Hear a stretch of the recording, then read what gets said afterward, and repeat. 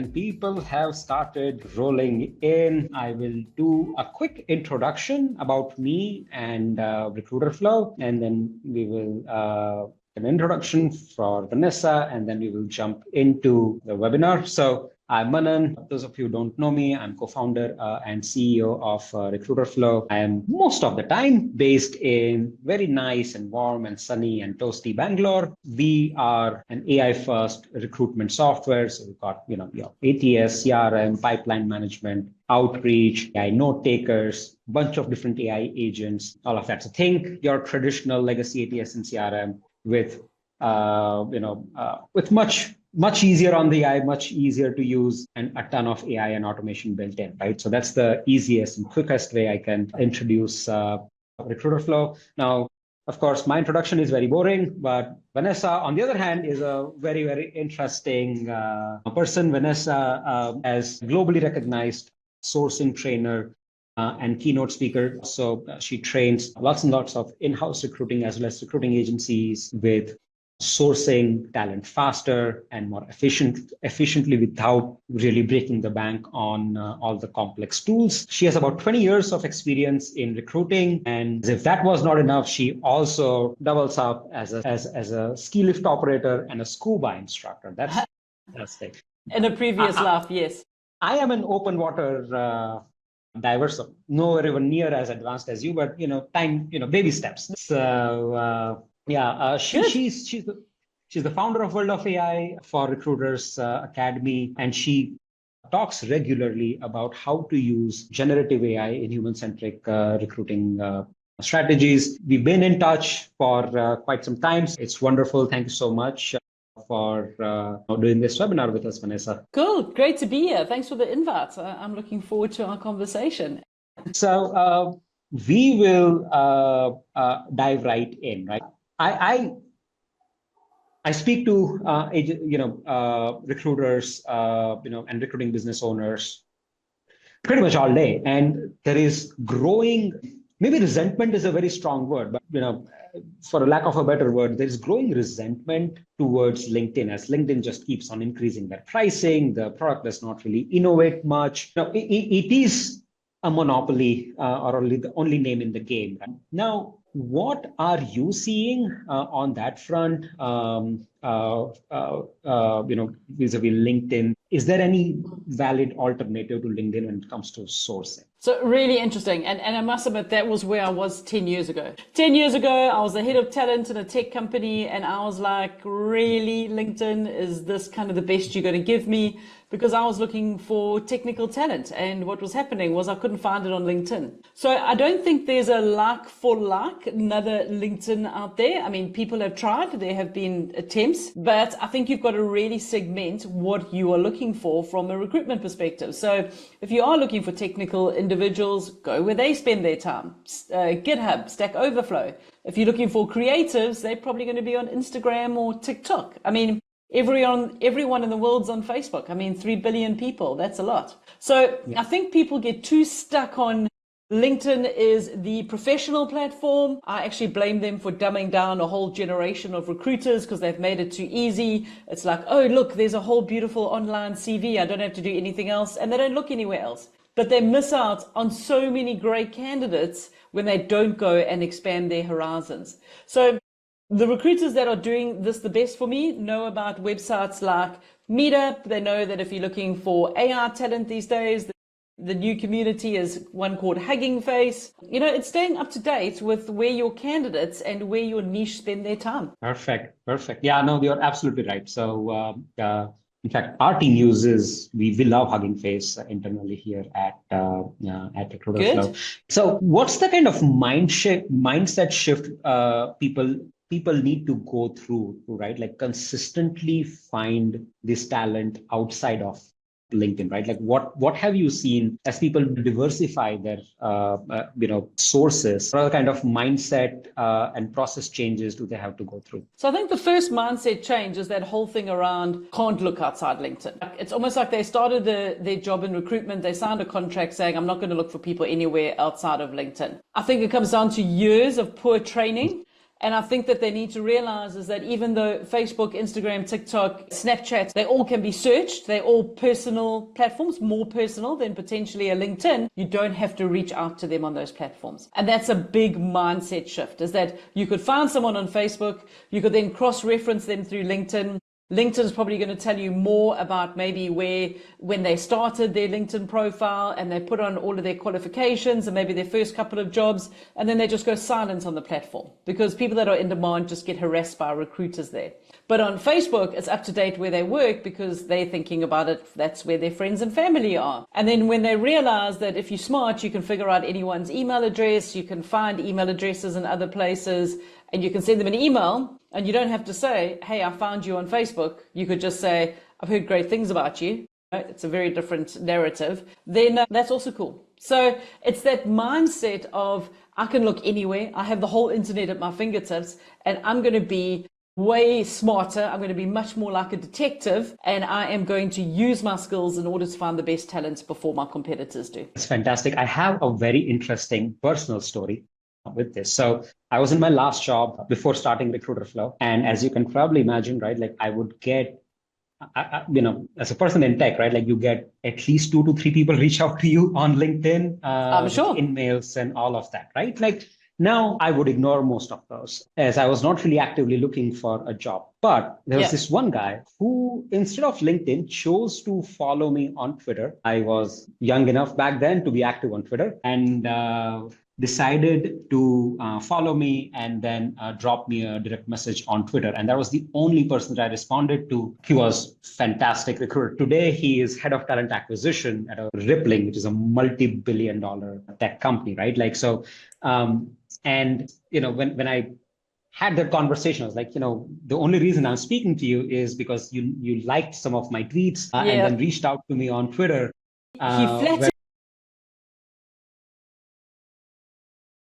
He blew smoke in the right direction.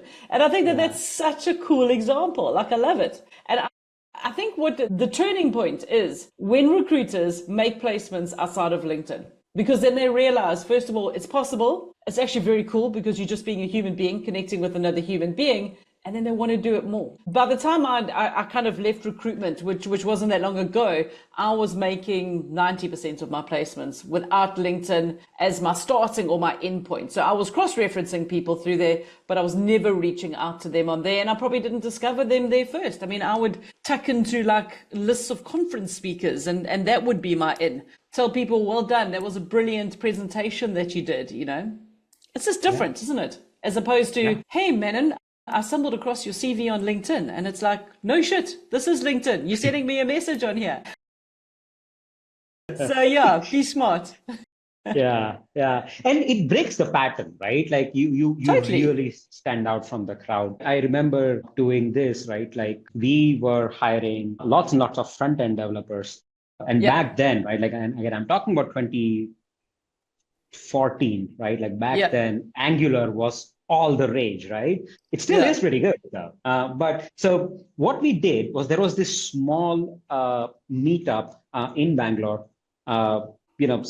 It had about 120 attendees, and it didn't really cost much to sponsor the meetup. So we ended up sponsoring the meetup, which gave us the list of all the registrations, right? Like there are more than 1,000 registrations, and about 120 finally attended. And their newsletter subscribers of Angular's chapter in India and all of that. And we basically finished all of our front-end hiring, like all the offers out within 1 month. We did not wait for LinkedIn. We did not wait for any of this, right? Like, and it cost us $1,000 to do. Wow. That's incredible. And I think that's, once you've done something like that, you're never going to go back to the old ways. And I wish that more recruiters had the confidence, the guts, the energy to just go and think out of the box. Because every other recruiter, and bearing in mind that I literally train people all across the world, is that everyone's got that same mindset of just LinkedIn and local job boards, LinkedIn, local job boards. And we now have the internet, for heaven's sake, we've now have AI, even more exciting. Start using some of those tools in order to be able to source the best talent. It just makes such a difference. And it makes our jobs exciting again. because my gosh, recruitment can be boring and repetitive if you're not thinking outside the box, right? Yeah. Yeah, you're absolutely right. So that takes me to my next question, Vanessa, right? Like we touched upon a little bit on Meetup and Hugging Face and some of these platforms, but what are some platforms and strategies on those platforms that you've seen work really well for different industries, for different niches? So I remember one of my best hires and one of my favorite hires that always sticks with me was I was working for a massive petrochemical company in Saudi, in the Middle East.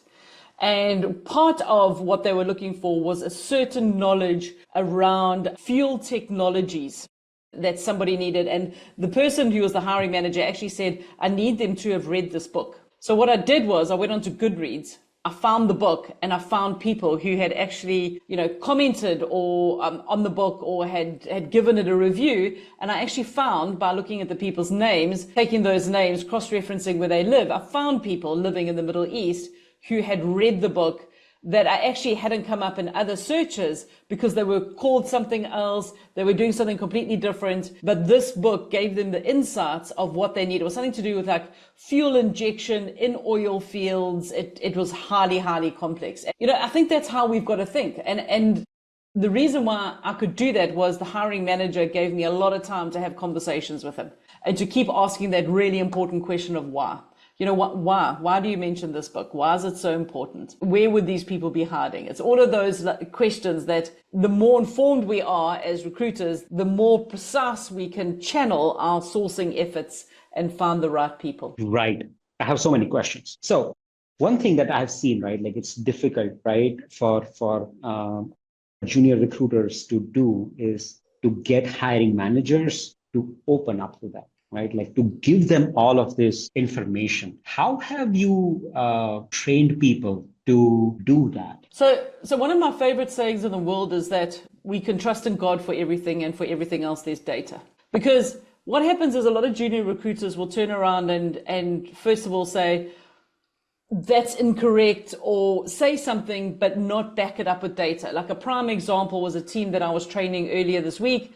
And the comment was, the salaries are too low that the hiring manager is giving us. So I've said, have you gone to market? Have you spoken to people? Have you got their salaries? Have you put them in a table? And have you actually presented them back to the organization so they can see what the market is paying for people with that skill set?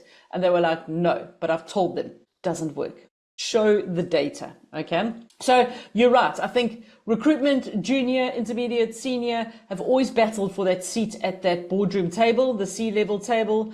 It's a constant fight to be taken seriously and to actually show your worth. And I think the best way to do that is to be a recruiter who understands their industry niche so that you know exactly where you're recruiting, because when you have a focus area, you can really dive deep. You can do your research into that patch, and you can almost become the subject matter expert in recruitment and know exactly what's happening on the ground for that role. And then once you have that information, you have the network, you have the community, no one can really dispute what you are. Perfect.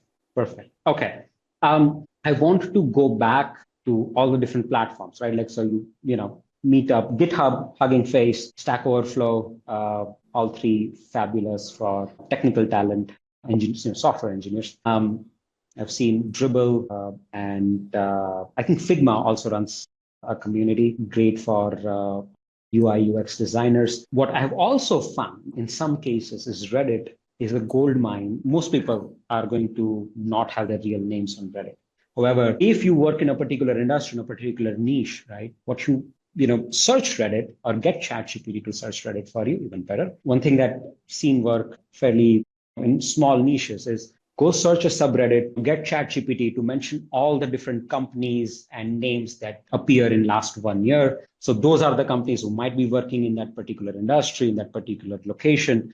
And then you can start looking at people who work at those companies, right? Like, so you can get creative with that. Any other communities, platforms that have stood out for you as a regular place that people should look at as a diversified sourcing strategy? Yeah, sure. I think the big one and the big piece that people often miss is conferences. There's always online, there's always a website. It's always mentioning the speakers. And my advice is always to go and connect with the speakers, because those are the thought leaders in the space. And you can then tap into their networks. So that's a great thing to do for those LinkedIn warriors out there who don't want to go outside of LinkedIn.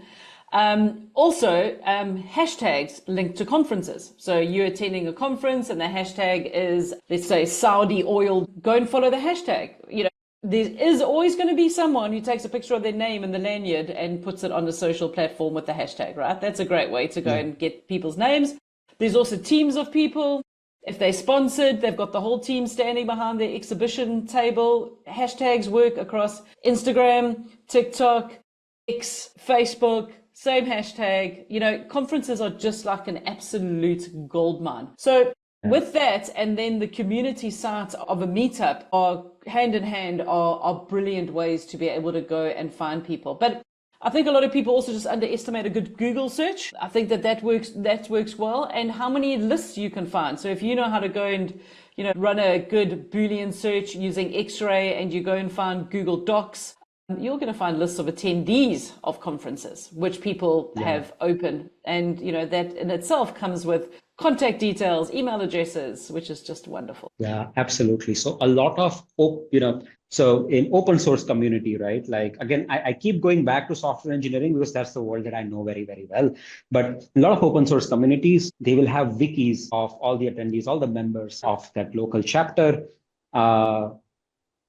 Typically, you won't be able to find it, but if you're good at X-ray searching on Google, you will find that, and you can just go through everybody, find them on GitHub or LinkedIn, wherever, right? Like, and start reaching out. That's generally has worked really, really well as well. One of the problems that a lot of our executive search consultants run into is that, okay, so let's say I'm hiring a manager or senior management person for a company like Unilever. Okay, so of course, big giant FMCG. Of course, I'm going to look at other FMCG companies, but that probably, right, like that universe is probably going to be exhausted. Everybody's going to, if you are going to find people at Unilever, right, like, so go look at people at P&G, go look at people at other large FMCG companies. You need an unorthodox way of finding a person who would be a great fit for Unilever FMCG company. How do I go about researching what are the other organizations who might not be in FMCG, but might be very relevant for this position? How do you think about that? How do you go about doing this research, Vanessa? So to be honest with you, Perplexity at the moment has replaced Google for me. So I would go and run some searches on Perplexity and say, I'm looking for organizations that are similar to Unilever. I'm looking in an Indian market or the Philippines or Sri Lanka or whatever it might be. Who are the main competitors from a company size perspective, from a revenue perspective? And can you name people who are sitting in senior account management positions that would be worth talking to? So in that much detail, and that's what I'm saying is that, prompting is really, really important. You give as much information as possible. You'll be surprised what Perplexity is going to throw back at you. And I think that that's a fantastic starting point, besides the fact that Perplexity also gives you a list of the sources of where it finds the information, which is just another platform for you to go and have a look at. So research, to be honest, has just become a whole lot easier because we've got AI to help us now. So I just think it's one of the most wonderful inventions out there. Yeah, that's fabulous. Fabulous. Perplexity just, I think, gave out pro version as part of your telecom package to about 300 million people. I'm one of them in India. So I haven't really given it a serious go, but I have. It's also any Android user can get Perplexity Pro access. So that's also nice. Yeah. Okay. I've tried Gemini's deep research, and that's fabulous, right? Like, again, you can ask it to give me all the sources where you're finding this information and go through some of those sources, run more focused X-ray searches on Google, right? So that's also been quite, has really helped us sales team to do research much better, much faster as well. In terms of, so before, so let's say I've been using LinkedIn for 5 years now, right? Like now I need to evaluate a new sourcing channel and want to make sure this is worth the time and probably money that we are going to invest in this, right? Like when you are, if you are a manager or owner of a small recruiting business, what should be the framework? How should you go about thinking about this? Thinking about how to break your bonds to LinkedIn and kind of expand your horizons. Yeah, and making sure that, hey, GitHub, right? Like the time and probably money that I'm going to invest in this is going to be worth it, right? Like how do I, what should be the framework that one should think about, right? So that's it's very difficult, right? Like the reason I'm asking this, let me try and rephrase this, right? Like so go to a recruiter and you say, you know what, you're hiring developers, forget LinkedIn, start doing this on GitHub. And if that recruiter is a top biller, they do really, really well, they're going to come back to you and say, you know what, I do my job very, very well. I'm going to stick to what I know, right? Like now I need to give them a good enough reason to say, you know what, you are going to do so much better on GitHub or Hugging Face or Stack Overflow, whatever it is. What should that, argument look like? So I think we've got to realize we don't know what we don't know. And that's just a general saying, in life, isn't it? Is that we don't know what we don't know. So if someone's stuck in LinkedIn and they don't want to go and use anything else, they don't know how to search GitHub. GitHub's not as easy to go and search into as it is on LinkedIn. So it's change. People don't like change. So the only way that you're going to get your recruiters to adopt, looking on different platforms is to show them how to do it. And I think that that's why training is such an integral part of upskilling your recruiters, your TA team, whatever it is, because you can't expect them to just go and figure it out themselves. I mean, it takes a lot of time. That's a lot of time and effort on the University of YouTube trying to figure out how do you go and find candidates on GitHub. And I think you can't expect people to do that and keep up with all of the requirements that they have, working a very busy recruiter desk. So for me, it's not a lot of companies, not enough companies invest in this type of training. And also a lot of companies take recruiters and now they suddenly decide they want a talent sourcing team and they take their recruiters and they say, right, you're now a talent sourcer. You don't have to deal with clients, but they don't teach them how to be a talent sourcer. So It's a definite art. It's a skill. It's something which needs practice. It needs someone who can assist you, train you, coach you. And I think that is something that we need to realize is that a talent sourcer is like anything else. You've got to learn how to do it first. Absolutely. That makes so much sense. Now, one of the advantages that LinkedIn has is that there is, a ton of automations that you can run on LinkedIn, right? Like whether LinkedIn likes it or not, right? Like there are tools like Dripify and a whole lot of them out there, which allow you to scrape and automate and all of that, right? Like, are there any tools that help you do something similar, but outside LinkedIn on other platforms like maybe Meetup or GitHub or, wiki page, conference page? So it's actually a really interesting analogy. I'm going to quickly put into the chat. This is a list of tools that I've put together that can help people from an AI perspective. So open up the page and then what I would do is I would bookmark it because I add to it all the time. Because one of the companies I actually put on there recently was automate LinkedIn outreach messages with TalentSite. So TalentSite is actually a company and what they do is they have a LinkedIn automation that's a lot more cost effective than Dripify. So this is what we were talking about when we started. Manan, to ask you your question, that's why it's more difficult to look on GitHub, Meetup and all of those places because you've got to know what you're doing. But I mean, for me, the end goal when I'm trying to recruit someone and I'm trying to find talent is an email address. So if I find the email address on GitHub, LinkedIn, for X, whatever it is, or I need to send them a message on X, Facebook, GitHub, I'm going to do that. And in order to be able to do that, the recruiters need to have a presence on those platforms because there's nothing worse than someone saying, oh, I left Facebook ages ago. Well, that's cool. That's on you. But now how are you going to reach out to candidates? Because you've got no profile picture. You look like you're about to scam the shit out of someone and, take their last $100. So it all comes down to like, what does the recruiter look like and where can they reach out? Because we really have to change this mindset of, LinkedIn is the only place that I can look because recruitment's become a race. It's whoever's going to get the best candidate in front of their client first. by whichever means. And that's what people don't realize, is that they'll sit and wait forever for someone to accept their connection request on LinkedIn. And that's good enough, but it's not. Yeah.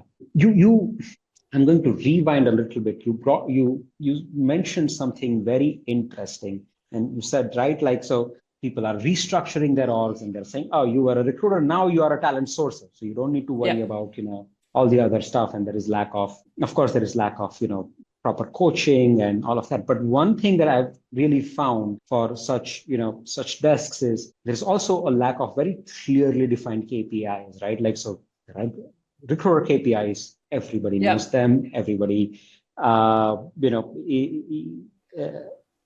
tracks them, but when not necessarily true if you have a dedicated sourcing org, right? Like, and we have you here, you've been doing this. If somebody was to create a dedicated sourcing org, so first of all, right, like, what should that org structure look like, right? Like, so one manager, how many sourcers can they manage? That's number one. Who should they be reporting to? And what should be the matrix that you should track to make sure that everybody is running in the same direction? Very interesting. And it's a very difficult question to answer, because this is what I actually consult to companies on, because it all depends on the number of roles, the industry, what ratio of talent sourcer do you want to recruiter? I mean, I can give you some examples. So sometimes there's one talent sourcer to one recruiter, and that talent sourcer is actually incentivized differently to the recruiter. The talent sourcer is incentivized by the number of people that are requested to be interviewed by the client. The recruiter is actually measured on how many people that client takes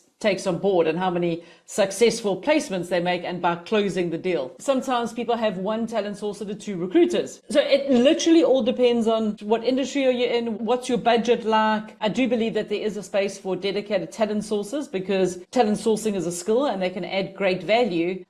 From a KPIs perspective, though, there's nothing worse than a talent sourcer who's actually measured on the placement at the end, because that's not what they are employed to do. So you have to really stop and think, what are the specific KPIs, because you can't measure them on the wrong things. Makes sense.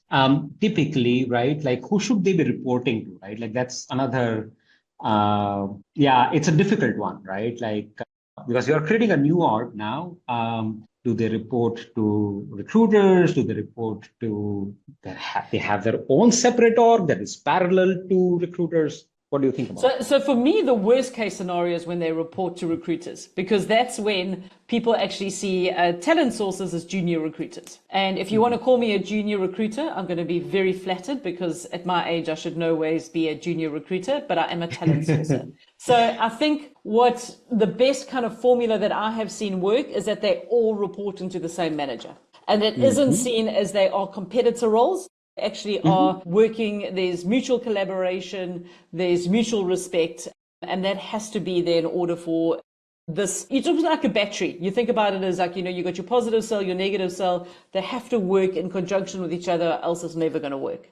And that's why you've got to match the personality of the recruiter to the sourcer. Very interesting. If I were, right, like, so let's take a typical example. Let's say we are a recruiting business with about 20 full desk recruiters. Of course, some of my people are very good at delivery. Some people are very good at, sales. Some people are very good at, sourcing now. So I say, okay, you know what? Let me have a dedicated sourcing org. As I start this, right, like, as an experiment inside the company, right, like, what's a good place to start, right? Like, so, right, like, out of 20, how many people should I say, should I just say one person becomes a sourcer in one of the teams? Should I say two people become a sourcer in one of the, so let's say I have 4 pods of 5 recruiters each.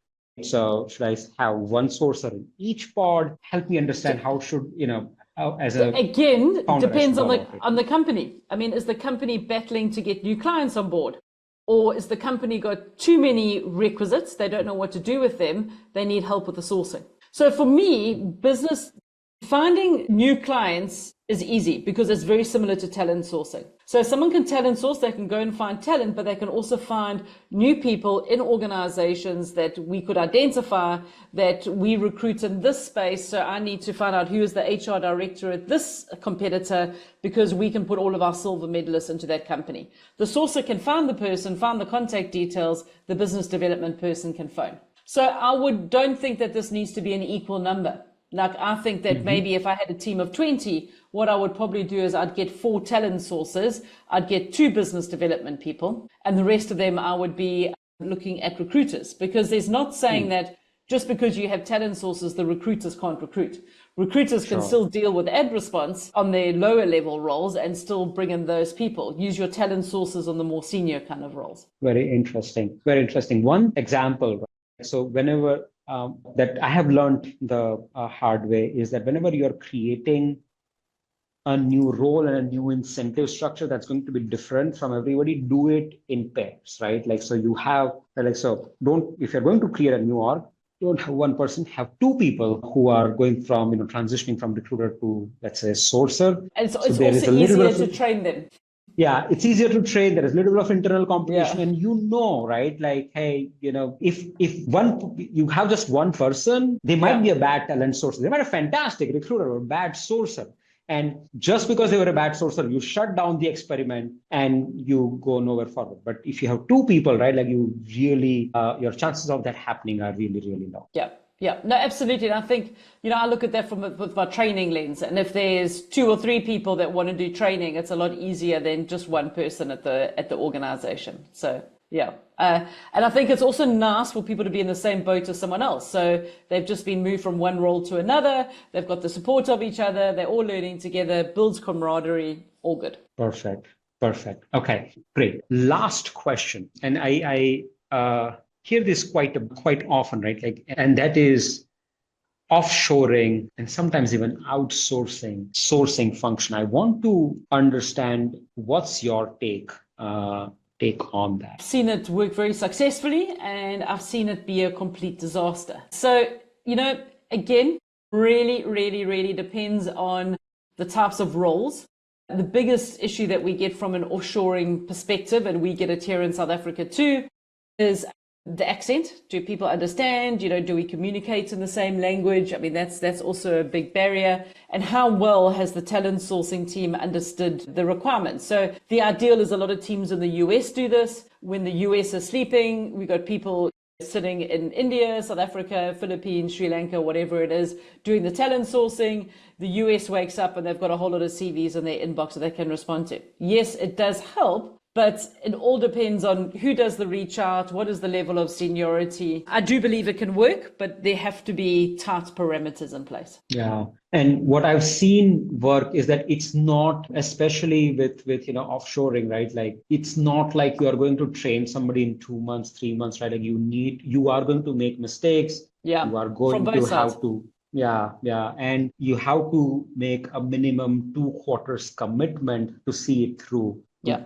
Decide whether it's going to work for you or not, right? Like, it's not really a magic pill, unfortunately, right? So that makes sense. So any AI sourcing tools, right? That you really like, right? Like, so sometime back, right? Like there were a lot of them in 2021, they were raising a lot of money as well. Any that have caught your eye, Vanessa? So everyone that's caught my eye is on the list that I've given you, because if they're not good enough, they don't make the list. So it's very difficult. Like, and I hear you, there are great sourcing tools out there. There's great CV writing. There's great AI voice and video screening tools. There's lots. It all depends on what you want to do. So I just send people to that list and say, click on that. A lot of them are discounted links, and go for gold. Ask for demos, push for free trials. And just see what you get. Yeah, in that list, I see a couple of them. I want to give a shout out to them. One is Juicebox. Earlier, I think it was known as People GPT. Fantastic tool. I've heard great things about them. Also, pin.com. Again, really, really good. Great, but only good in the US market. So difficult to use elsewhere. But very good tool. Juicebox, great. I chatted to David this morning. So it's as I say, they're there for a reason. They're there because they're good. They do the job. And it's also really nice. I mean, the new tool that I added this week is one called Talent Site. It does the LinkedIn automations. Those guys are out of Bulgaria. So you're seeing a lot of really cool tools coming out of countries where you wouldn't expect them to be coming from, which is great. Yeah, I think somebody from Talent Site reached out to me yesterday asking to build an integration. I think that's them. Probably. They Yeah, probably saw that that's we were meeting. yeah, that's a great coincidence. Now, fabulous. Okay, Excellent. Thanks, Benin. Thanks for having me. Thanks, thank Agrika. you, Vanessa. Cheers, Thank cheers. you. See you all soon. Thanks a lot. Thank you. Bye, bye. Bye.